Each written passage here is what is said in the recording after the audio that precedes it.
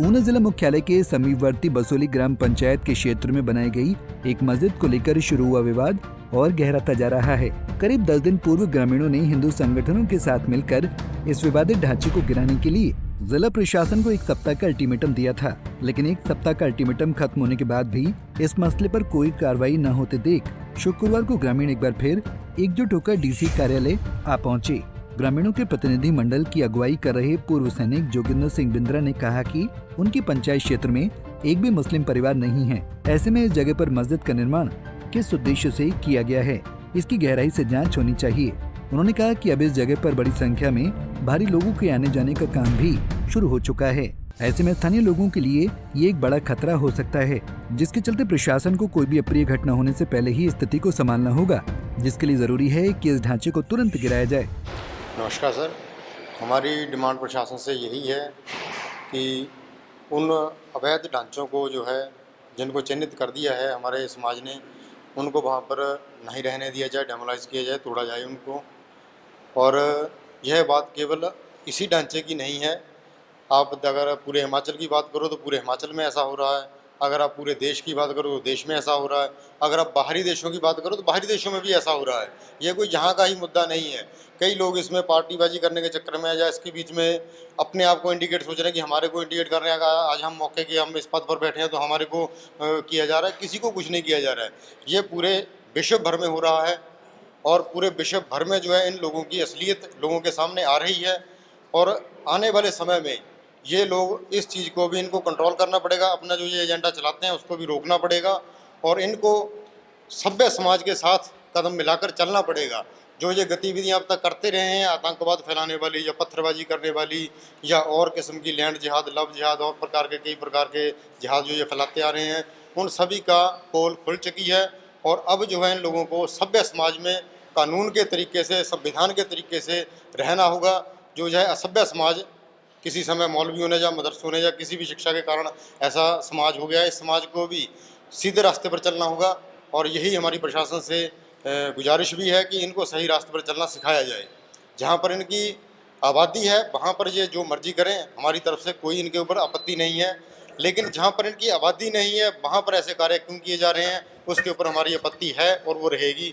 और अगर हमारा समाज उग्र हो गया तो वो अपने हाथों से भी कोई ऐसा कार्य कर सकता है। जब तक वो रुका हुआ है, हम चाहते हैं कि प्रशासन खुद इन चीजों में दखलंदाजी करे और इनको रोके। एक अन्य पूर्व सैनिक और बसोली के ग्रामीण अनिल कुमार ने कहा कि देश भर में इसी प्रकार की घुसपैठ करने की कई सारी घटनाएं सामने आ चुकी हैं, जहां पहले मस्जिदों का निर्माण किया जाता है और फिर बाहर से लाकर लोगों को आसपास के क्षेत्र में बसा दिया जाता है। उन्होंने कहा कि मुस्लिम समाज को भी अब एक शिक्षित समाज में आना चाहिए और मदरसे आदि की शिक्षा को छोड़कर समाज की मुख्य धारा में कदम से कदम मिलाकर आगे बढ़ना चाहिए। उन्होंने कहा कि यदि उनके गांव में कोई भी मुस्लिम परिवार होता है तो वो कभी भी इस मस्जिद का विरोध नहीं करते, लेकिन बाहर से आकर लोगों द्वारा इस प्रकार के ढांचे खड़ा करना कानून व्यवस्था को भी ठेंगा दिखाने जैसा है, जिस पर जल्द कड़ी कार्रवाई की जानी चाहिए। जैसे कि आपको ज्ञात होगा कि 10-11 दिन पहले 23 तारीख को हमने एक हमारे गांव में पीर गांव में जो मस्जिद डेवलप हुई है, मस्जिद अवैध मस्जिद बनी है, उसके बारे में हमने प्रशासन को एक मेमोरेंडम दिया था, जिसमें अल्टीमेटम 7 दिन का था कि 7 दिन के अंदर उसका कोई डिसीजन लिया जाए, नहीं तो उसके बाद हम मजबूर होंगे कोई ना कोई कार्रवाई करने के लिए।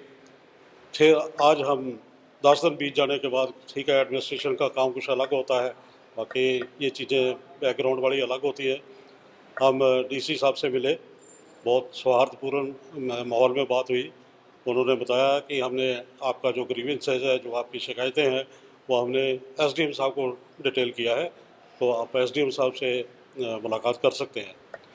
उसके बाद हमने एसडीएम साहब से बात किया है, काफ़ी अच्छे माहौल में बात हुई है।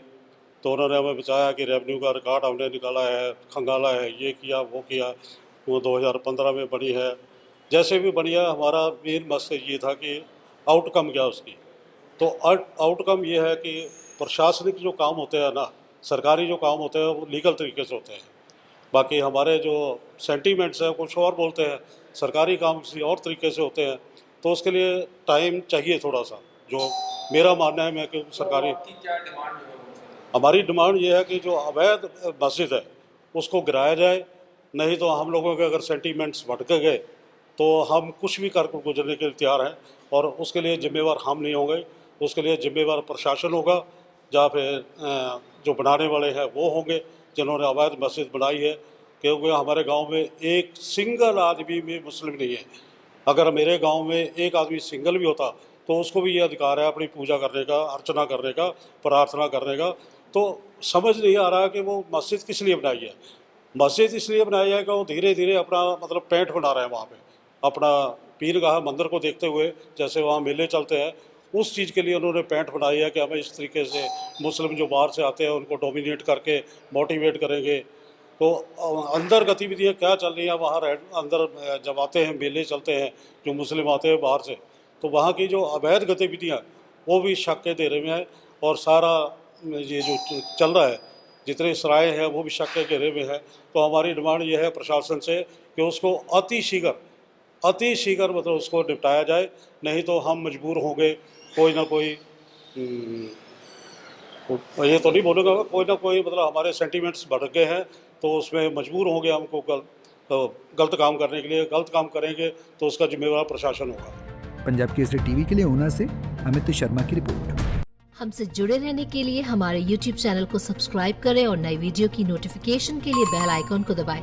अगर आप ये वीडियो Facebook पर देख रहे हैं तो लाइक जरूर करें और ज्यादा से ज्यादा शेयर करें। इसी तरह के और भी अपडेट्स के लिए फॉलो करें हमारा Instagram पेज himachal.ke।